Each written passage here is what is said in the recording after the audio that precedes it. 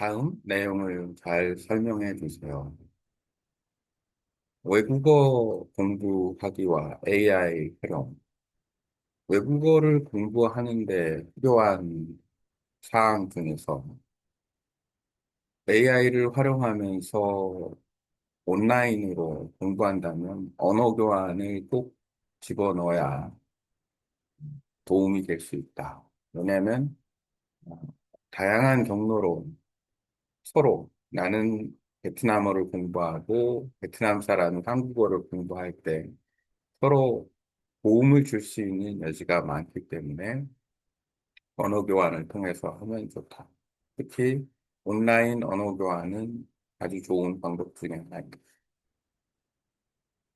그리고 언어 교환을 기준으로 얘기한다면 어, 누군가 베트남어는 이런 언어이다라는 것을 아주 상세하게 설명을 하고 AI를 통해서 정리를 해준다면 상당히 도움이 될 거라고 생각을 하는데 그런 자료를 볼 수 있다는.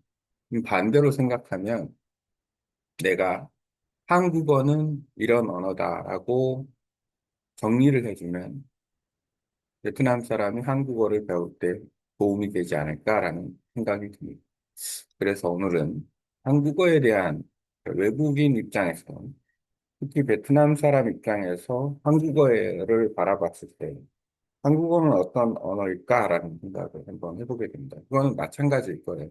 서로 상대적이기 때문에 한국 사람이 베트남어를 바라봤을 때 베트남어는 어떤 언어다라는 부분에 어떤 서로 수학적으로 따지면 합이 있고 공통되는 게 있고 그럴 겁니다. 우선 한국어는 아, 말과 글이 있는데 말과 글 중에서 보면은 한국어 어순은 음, 어순이 되게 중요하니까 베트남어 어순과는 비교하자면 다르다. 아, 일본어와는 어순이 비슷하다. 베트남어하고 중국어, 영어의 어순은 약간 뭐 비슷한 부분이 있다. 그런 어순의 문제가 있고. 그 다음에 음, 한글이라는 글자를 기준으로 보면 우리가 보통 자음과 모음, 그러니까 보통 알파벳이라고 하는데 문자를 보면 한글은 14개의 기본 자음과 10개의 기본 모음, 그 다음에 이중 모음이 있다. 그리고 글자의 어떤 기본이 되는 거는 그렇게 까다로운 글자는 아니다. 그래서 한글은 상대적으로 조금만 깊이 있게 노력하면 읽기가 아주 어렵지는 않다. 단지 이제 읽을 때 발음 부분이 좀 중요한 부분이 있어서 좀 노력을 좀 해야 된다. 이렇게 문자적인 측면인 것 같고요. 그 다음에 어휘 단어를 기준으로 얘기한다면 한국어 단어는 베트남어 단어와 공통점이 많다. 뭐 순수하게 사용되는 경우는 공통점이 많지는 않겠지만 60% 정도는 만약에 조금 전문적으로 사용하는 단어다 그러면은 동일한 의미 체계를 가질 수 있다. 발음은 다르지만 비슷하면서 다르지만 그래서 그 부분을 기준으로 하면 상당히 어, 중급, 초급 이상의 단계에서 단어를 공부할 때, 이렇게 비슷한 단어가 있네? 이렇게 발견할 수 있는데 이것은 동아시아 문화권에서의 음, 문화 형성. 예를 들어서 중국, 한국, 일본, 베트남이 문화적인, 특히 오랜 시간 동안 가졌던 개념어, 어떤 것을 설명하기 위한 많은 어떤 언어들이 한자를 기반으로 하고 있기 때문에 한자에서 유래된 단어들은 1차적으로는 의미, 뜻은 같고 발음은 다른 현상을 가지고 있어서 그 부분만 알아도 상당 부분 이해가 좀 빠를 수 있다. 그래서 한글에는 한자가 표현이 안 돼 있고, 베트남어에도 한자가 표현이 안 돼 있지만, 배우는 과정에서 뜻이 같은 단어들이 많다라는 거. 네, 그 다음엔 이제, 한국어의 어떤 특성은 뭐 AI를 통해서 많은 자료를 확보해가지고, 문장, 대화, 이야기를 생성을 해서 언어 교환하는 친구하고 서로 공유를 해가면서 서로 피드백하는 정도로 해서 해도 기초 과정은 충분히 이끌어갈 수 있다라고 생각을 합니다.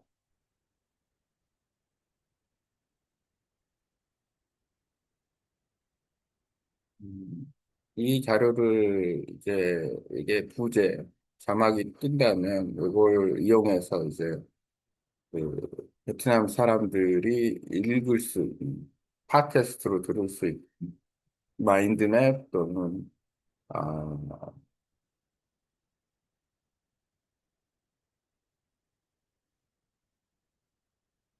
그다음에 비디오 리뷰, 오디오 리뷰 또 의도적으로 이렇게 자료를 만들어 갈 수 있다라는 생각이 들어요. 그러니까 한국어의 어떤 문법 체계라든지 이런 것도 조금 더 깊이 있게 다룰 수도 있겠구나라는 생각이 듭니다. 그러면 그걸 보고 배울 수가 있겠죠. 근데 이거를 번역해 준다라는 부분도 사실 쉽지는 않은데 하다 보니 이제 한계에 부딪힌 것. 어떤 걸 내가 얘기를 해야 되냐. 지금 시리즈 4까지 오고 나서 방법론적인 거는 이제 거의 다 이야기한 것 같고, 어떻게라는 부분은 이제 얘기를 많이 했으니까, 이제는 무엇을, 내용에 관한 얘기를 좀 해야 되지 않나라는 생각이 들어서 지금 내용에 관한 이야기를 좀 음, 하고 있습니다. 그 내용에 관한 이야기를 했는데, 어, 의외로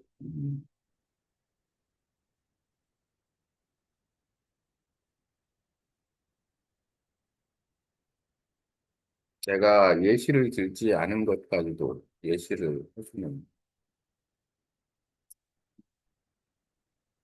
새로운 국면, 새로운 전환점에 도달했다라고 생각을 합니다. 얘는 내용적인 측면에 조금 더 깊이 있게 들어갈 필요가 있지 않나. Translate into English and Vietnamese above.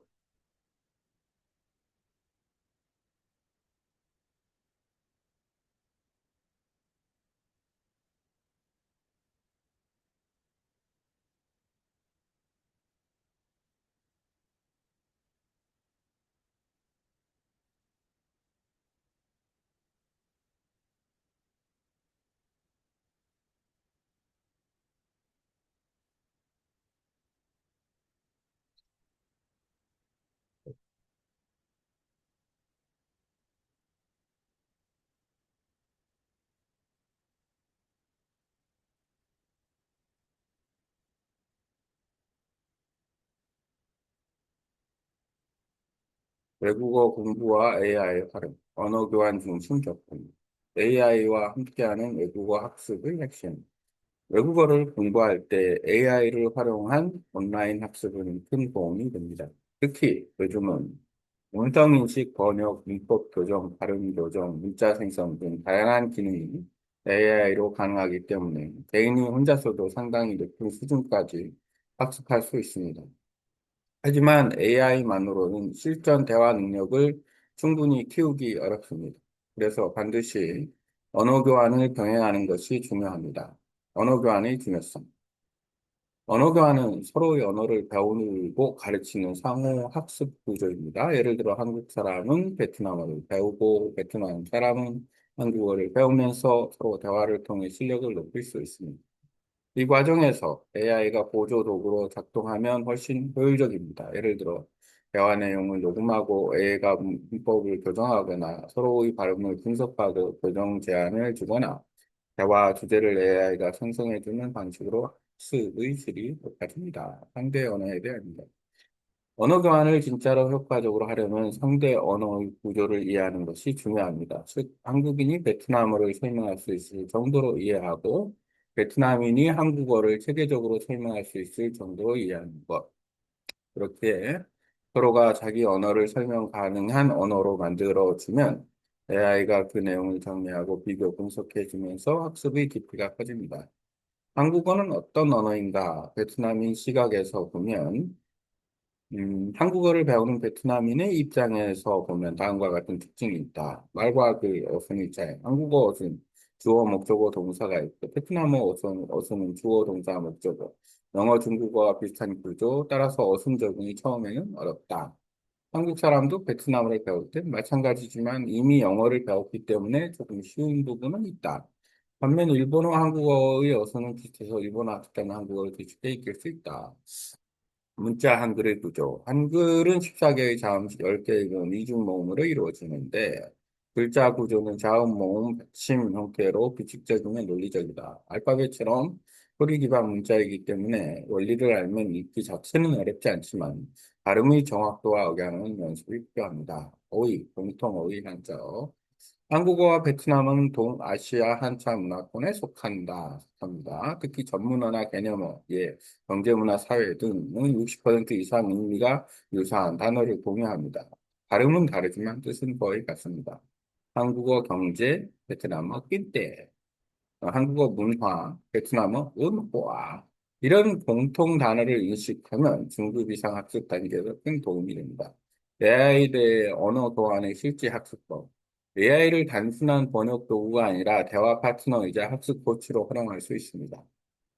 예시 학습 과정, AI로 문장 예시나 대화 주제를 생성하고, 언어 교환 파트너와 그 주제로 실제 대화하고, AI가 대화 내용을 교정 및 분석하고, 수정된 문장과 발음을 다시 연습하고, 이런 과정을 반복하면 기초, 중급, 실전 대화 능력까지 자연스럽게 발전할 수 있습니다. 정리하자면, 외국어 공부에서 가장 좋은 조합은 AI와 언어 교환, 자기 언어 설명 능력, 이 세 가지를 함께 작동하면 AI가 고정자와 데이터 분석가로, 언어 교환 친구와 실제 대화 상대자로, 그리고 본인이 언어 연구자로 성장할 수 있게 됩니다. 훌륭한데.